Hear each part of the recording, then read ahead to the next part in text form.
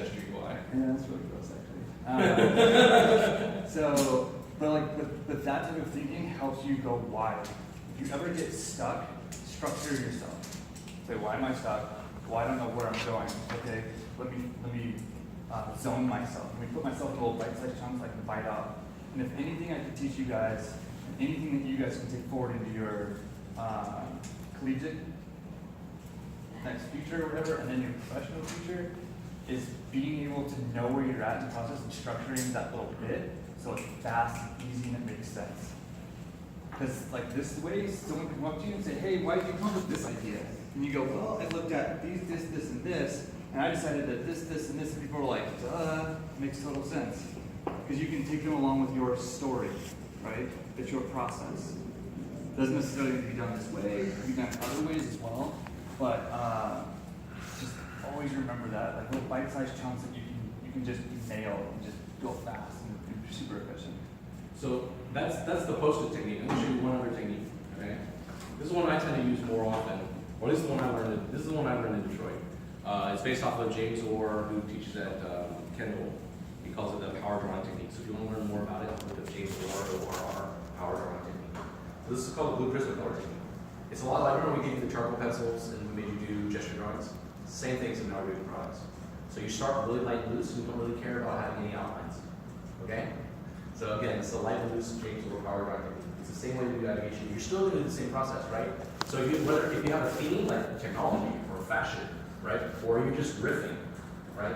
You can just go, right? These are great. This is also a good technique just if you're in your sketchbook at home and you're not in your brainstorm. And it kind of looks cool, right? So for me, like let's say you do figure tool, I'll generate mine on mine. So I'm gonna say, okay, well, I like the idea of cutting stuff. Okay. So cutting stuff, I'm gonna, where are we? There, here, this way. All right. So if I like cutting stuff, what if my finger had, instead of a thimble, which would look like this, right? It actually had like the Wolverine claw on it. Okay, done. Oh, but what does that mean to the hand? Well, you could actually have several, and again, gesture. You actually have several the claw, right? And so I'm just going to gesture a couple of things. What else can we do with cutting? Well, what if it's scissors that are really delicate, like jewelry scissors? Okay, so that means that they, instead of fitting around your hand, they actually fit with your pincher. So now I'm thinking about kind of a cool kind of mechanism that would be the hand that has scissors connected to it, almost like a forceps, like a trivet. So now I'm thinking about mechanism as being a really cool way to do delicate cutting operations. Can you not just do the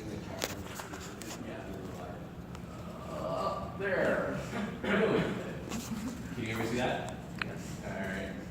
So, what else can we do? Well, okay. Well, that was that cutting. What kind of other cutting can we do? Oh, what about film? Let's say you're doing movie editing or something. Okay. Well, granted, it's a dinosaur thing now. It's gonna say, right? But dating yourself. Shit. Film. Sorry.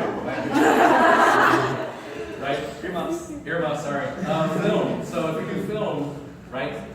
I want to be able to just do this, and that means cut the film. So I want to just be able to, because usually when you're in the dark room, you're pulling film out with your hands. So I want to just do this and cut it.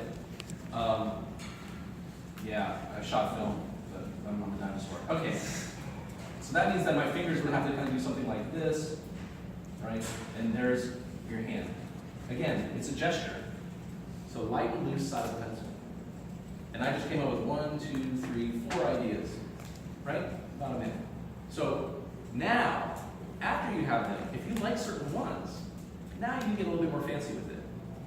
So of those, which one do I want the client to see more? Like usually I'll just throw up a giant composition of blue sketches, right? They're just like it's 6 boards and just 100 sketches all kind of laid out on your collage. This is less flexible than the Post-it because you can't ideate, you can't rearrange them. But what I wind up using is colored dots, right? Little colored dots you buy at the office supply store, and I group them like, oh, these are all based on fashion, and so we put little red dots next to the ones, right? And by the fact that you might put a little bit of extra content on them, right? Then they actually look a little bit different. So, for example, now I will use the top of the pencil, right? and the same color Prismacolor marker. So now, like, well, the Wolverine idea is kind of, it's fun, it's cute, but it's not really that useful, right? This finger slicer ideas, I mean, who'd ever actually use that? So now if I actually get a little bit deductive, like, well, that's not as good, cool of idea. I think there's something interesting more about this. So now, I'm going to just go in really quickly and show there's a little bit more to this idea. And because I've already done the gesture, I'm literally just tracing the idea.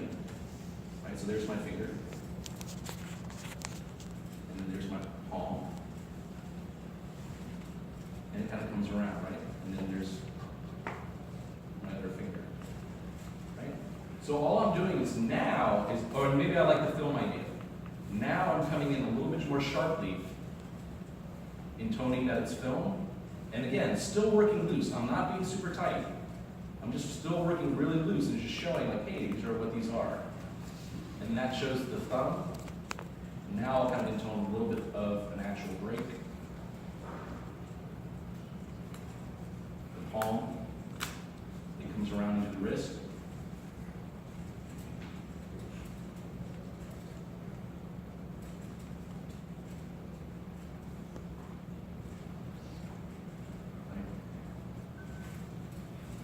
And by doing so, some of them still say kind of fuzzed out. Just using the marker real fast. Same color marker, just accentuating it with line. This is the same thing as saying, I care about this one a little bit more.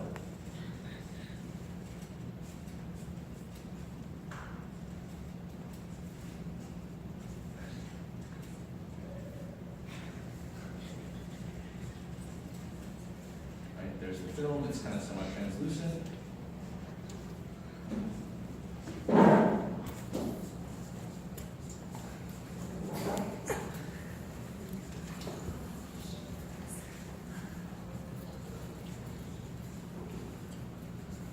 Right? Imagine filling up a whole page that way. And again, how long did it take? 5 seconds. Right? 5 to 10 seconds. You don't need to go belabor it. Work fast, work loose. Once you have it down, yeah, you want, I mean, now it's like, let's extend my client time. If you've got 10 pages of this, and yet, if I worked another 6 minutes, I can fill the rest of the page out. So 6 minutes plus the 2 minutes I worked, 8 minutes times 10, that's an hour and a half. You have an hour and a half in class, you should be able to do that, right? Maybe a little bit less, but you should be able to do something like that. And have 5 pages of this stuff, times 10 drawings, 50 drawings. Now, however time is left, now you can make things look pretty. But you need to gesture it first. You need to get all the ideas out. It's more about getting all the ideas out. Does that make sense? Questions? There's a question in the back. Somebody raise their hands up. Somebody had a hand up? No? Yes. Could you zoom in a little bit? Which one? Which part? To the ones that you detailed.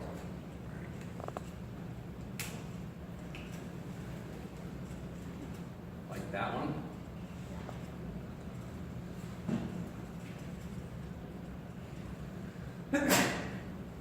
There you go. See, so again, they're gestures. They're not meant to be perfectly photo accurate. They're just there to get you the idea. And all I'm doing is just using a little bit of a blue behind it to accentuate the gesture in front of it. And that just gives you a little bit of contrast. That was completely just artistic license, right? Everybody see that? Quick question. This Yes. is with the same with the post note. This is just like stream of consciousness, kind of where comes in next. Yeah, I mean, just what, to me, I mean, again, and everybody might ID it a little bit differently. I'll also defer to Justin on that one. For me, sometimes it's stream of consciousness. Sometimes I'm reacting to the previous drawing. A lot of times I see something when I draw it, and then I want to modify it in some kind of way. Like, oh, I like that, but you know what would make it better? This. And that's when the next idea comes out. So like the way we did with those post-its, like, ooh, yeah, there's a reflective tape on my finger. That means I can weight somebody down with it. But you know what would make it better? This. LED strips. What would make it better? Its position on the hand. And so I stream that way. But then some of them might be pulling something else out. Let's say I like, Michael Jackson. Well, that's a cultural reference, right? Based on whatever culture you're in, what you like or what you remember. And then you go, well, cool, what are other cool gloves that singers or rock stars have used? And then your trained consciousness just goes somewhere else. But you're still reflecting into that. And eventually you'll sort that later. But the minute you start going, well, I want to think exactly the idea before I draw it, I want to think exactly the idea before I draw it, yeah, you're going to slow yourself down. Just what about you? What about you, Ben? So that's where we started as well. Kind of just real big thinking, using our past experiences and our past knowledge, like diverse past knowledge, to just kind of come up with crazy stuff. And then hopefully we use those as silos to kind of think through.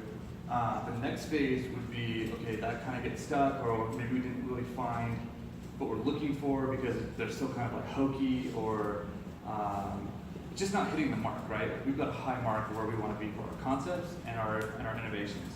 So if that's the case, what we do is we revert back to what you guys have, hopefully at your desk, which is hundreds and hundreds and hundreds of images of inspiration.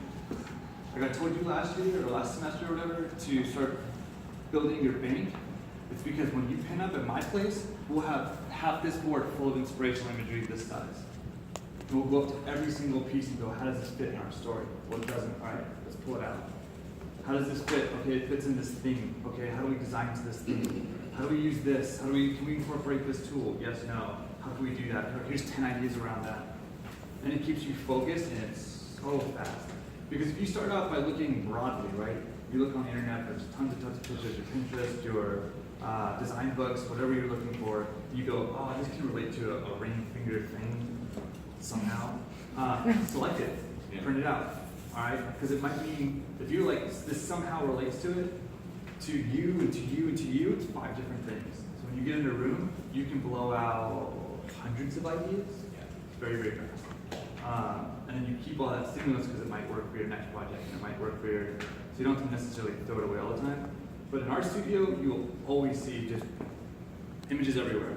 We constantly want to be inspired by great design that we have not done, design that we look at that might be just super low-end design, like simple one-part tools, to super complex UI or whatever it might be.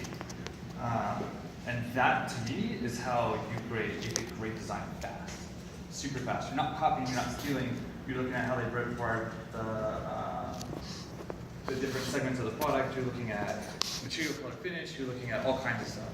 So, Just to let you know, that's a blueprint. That's one of my blueprints of color sketches. This took a little bit longer than 20 seconds.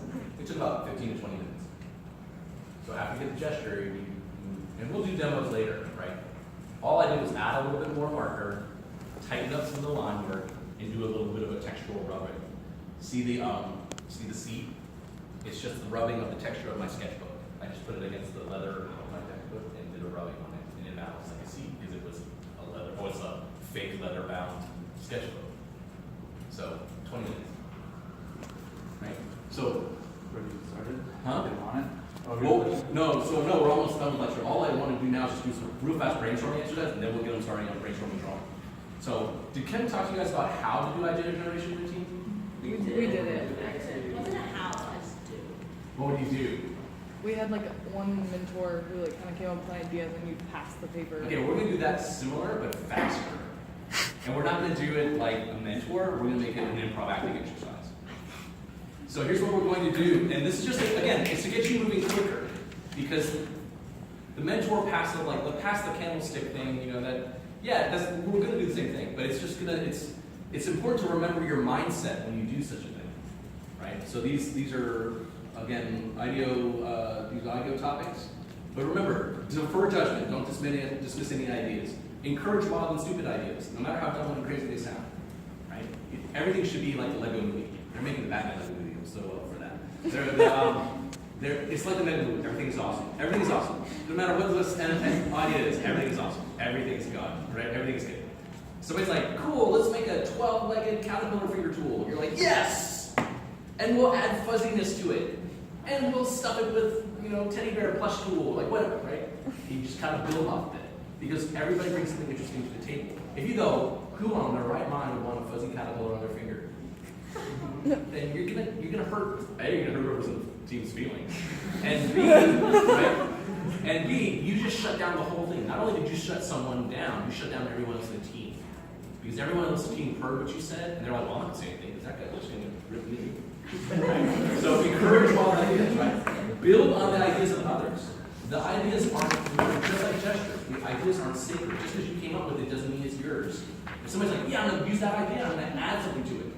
And let's make it in 16 different colors. You can't be like, no, that was me. Right? That's not, again, the right mindset. That's why I'm asking, can we talk about this stuff?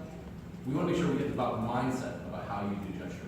Right? One conversation at a time, stay focused, be visual, like use markers and post-its, and go for quantity. Come out with as many of these as you can.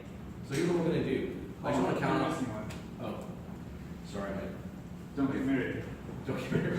Seriously. That's so mean, This dude. is all about a speed dating game. Some people like. Oh, don't get married. No, okay, sorry. Sorry. We're both married. Don't get married. This is a speed dating game. You work with some people who are like, this is my idea and I love it, and we're just gonna talk about this. It's awful. You don't want to work with those people. It shuts things down. It's terrible. So here's what we're going to do. We're going to do a fast exercise, a warm-up exercise. Right? So I want to count off, we have roughly 58 kids. Let's count off from the 10s, or